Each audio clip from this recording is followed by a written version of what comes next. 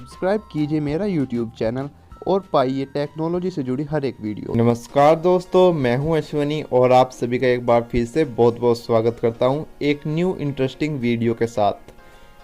अगर आपने फ्रेंड्स कभी नोटिस किया हो, जब आप अपना न्यू मोबाइल लेके आते हैं तो उस टाइम पे उसका चार्जिंग टाइम कुछ और होता है और आफ्टर फ्यू मंथ्स या फिर आफ्टर 1 ईयर उसका चार्जिंग टाइम कुछ और हो जाता है। मान लीजिए स्टार्टिंग में जो उसका चार्जिंग टाइम था वो 100% चार्ज हो जाता था 2 घंटे में, तो और आफ्टर फ्यू मंथ्स या फिर आफ्टर 1 ईयर वही चार्ज हो रहा है 2.5 घंटे में या फिर 3 घंटे में।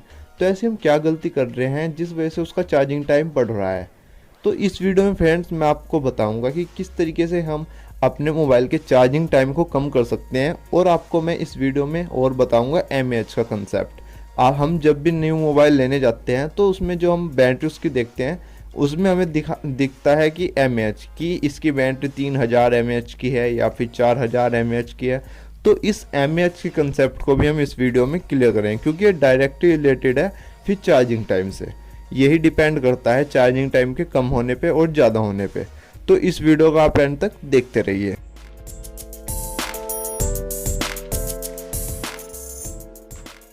तो सबसे पहले फ्रेंड्स हम समझ लेते हैं mAh के कंसेप्ट को, क्योंकि जो mAh है वो डायरेक्टली प्रोपोर्शनल है चार्जिंग टाइम के।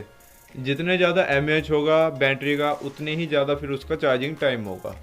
वैसे अगर हम नॉर्मली देखते हैं mAh का जो मतलब होता है वो होता है बैटरी की कैपेसिटी को दर्शाने के लिए। बैटरी की कैपेसिटी को दर्शाने के लिए वो जनरली यूज़ किया जाता है mAh।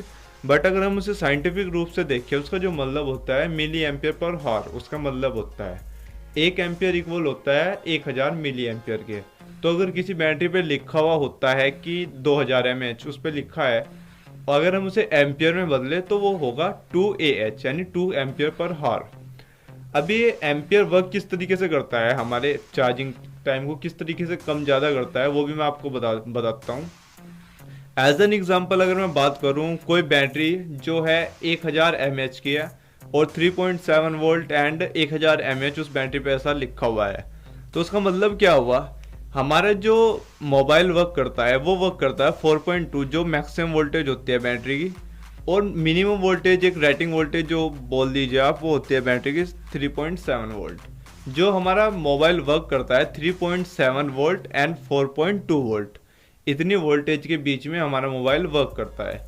तो जो उस बैटरी पे 1000 mAh लिखा हुआ है उसका जो जनरल सा मतलब है वो ये है, जो उसकी रेटिंग वोल्टेज है उस रेटिंग वोल्टेज तक वो 1 एम्पियर पर हावर का करंट आउटपुट करेगी।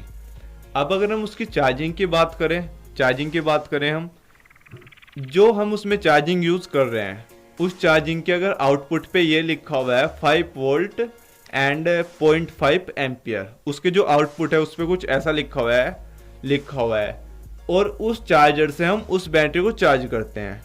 तो उस बैटरी को क्या चाहिए, कितना करंट चाहिए, उसे करंट चाहिए 1 एम्पियर पर हावर का चार्ज होने के लिए। अगर उसे इतना करंट मिल रहा है इनपुट में तो वो 1 घंटे में फुल चार्ज हो जाएगी। अब अगर हम उसमें चार्जिंग कर रहे हैं जिसका आउटपुट है 5 वोल्ट एंड 0.5 एम्पियर, तो वो चार्ज होगी फिर 2 घंटे में, क्योंकि उसे जो चाहिए करंट वो चाहिए 1 एम्पियर पर हावर का। फिर कई बार ऐसा होता है कि जो आपका मोबाइल है उसका चार्जिंग टाइम बढ़ जाता है। ऐसा होता क्यों है, उसके 2 कारण हो सकते हैं।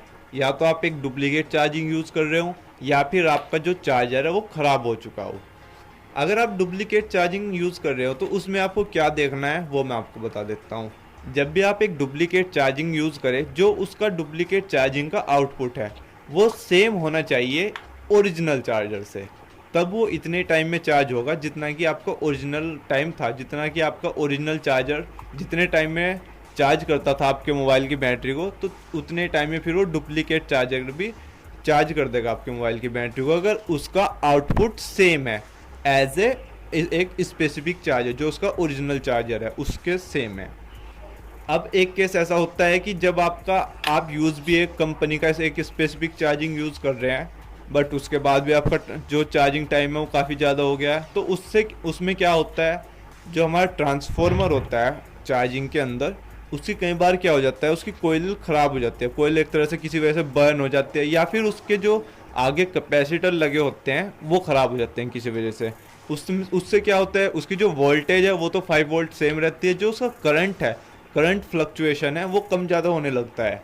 करंट एक नॉर्मल नहीं रहता, जितना कि उसे बैटरी को मिलना चाहिए वो करंट जो है फ्लक्चुएट करने लगता है। तो उस केस में भी फिर आपका जो चार्जिंग टाइम है वो बढ़ जाता है। तो अगर आपको लग रहा है कि हमारे मोबाइल का जो चार्जिंग टाइम है वो बढ़ चुका है और आप अगर कोई डुप्लीकेट चार्जर यूज़ भी नहीं कर रहे हैं, तो आपको क्या करना है, अपने जो आपका जो मोबाइल चार्जर है उसी सेम जो भी उसका आउटपुट होगा उसी सेम आउटपुट का एक आप डुप्लीकेट चार्जर ला सकते हैं मार्केट से। अगर आप डुप्लीकेट चार्जिंग ले आते हैं और फिर भी मतलब चार्जिंग टाइम पे कोई फ़र्क नहीं पड़ा, चार्जिंग टाइम फिर भी मतलब काफ़ी ज़्यादा है, तो हो सकता है कि फिर आपकी जो चार्जिंग आईसी है मोबाइल की तो वो ख़राब हो। अब आप किस तरीके से फाइंड आउट करेंगे कि इसकी चार्जिंग आईसी ख़राब है? मैंने पहले एक वीडियो बनाई थी, कुछ इसी तरह की थी वो, how to repair a dead mobile. तो उससे मैंने चार्जिंग आईसी के बारे में भी बताया था। तो उस वीडियो का भी डिस्क्रिप्शन है इस वीडियो में नीचे डिस्क्रिप्शन में उसका लिंक है, वहाँ से आप उस वीडियो को देख सकते हैं। तो मतलब ज़्यादा टाइम से अगर ज़्यादा टाइम ले रहा है आपका मोबाइल चार्जिंग होने में, तो उसके दो ही कारण यूज़ हो सकते हैं, या तो आपका चार्जिंग ख़राब हो गया हो या फिर आप एक डुप्लीकेट चार्जिंग यूज़ कर रहे हो। तो फिर मैंने एक बात मैंने कही थी कि चार्जिंग टाइम को मतलब कम कैसे कर सकते हैं, बहुत ज़्यादा कम किया जा सकता है। अगर एक एग्जांपल के तौर पे मैं आपको बताऊं, जैसे मैंने उस 1000 mAh की बैटरी का आपको एग्जांपल दिया था, वहाँ जो हम चार्जिंग यूज़ कर रहे थे 5 वोल्ट 1 एम्पियर का हम उसमें चार्जिंग यूज़ कर रहे थे, तो बैटरी 1000 mAh की जो बैटरी थी 1 घंटे में चार्ज हो जाती थी। अगर हम करंट वहाँ बढ़ा दें 1.5 एम्पियर का आउटपुट उसे दें हम बैटरी को चार्जिंग के द्वारा, तो उस बैटरी का जो चार्जिंग टाइम होगा वो घट जाएगा 45 मिनट, क्योंकि वो एम्पियर बढ़ा, उसे ज़रूरत थी 1 एम्पियर की, अब उसे करंट ज़्यादा मिल रहा है तो उसका चार्जिंग टाइम भी घट जाएगा। लेकिन ऐसा करने में फिर प्रॉब्लम रहती है, उससे आपका मोबाइल भी ख़राब हो सकता है। तो ऐसा तो आप नहीं करें, उसका जितने आपके मोबाइल के चार्जिंग वोल्टेज है, चार्जिंग आउटपुट है, उसी सेम का आप डुप्लीकेट एक चार्जिंग ला सकते हैं उसी सेम आउटपुट का, या फिर आप अपनी चार्जिंग को भी मतलब टेस्ट कर सकते हैं, उसे देख सकते हैं उसका आउटपुट हमें कितना मिल रहा है। मल्टीमीटर की हेल्प से आप उसे टेस्ट कर सकते हैं कि इसका आउटपुट कितना है, इसका जो करंट आउटपुट है वो कितना है। तो फ्रेंड्स, ये कुछ टिप्स थी मेरी जो आपको हेल्प करेंगी अगर आपको भी प्रॉब्लम आ रही है स्लो चार्जिंग की, तो यह हो सकता है कि आपको हेल्प करेंगे। अगर आपको ये वीडियो अच्छी लगी हो तो इस वीडियो का आप लाइक ज़रूर कीजिएगा। इसी तरह की और वीडियोस पाने के लिए आप मेरा चैनल सब्सक्राइब जरूर कीजिएगा। Thanks for watching.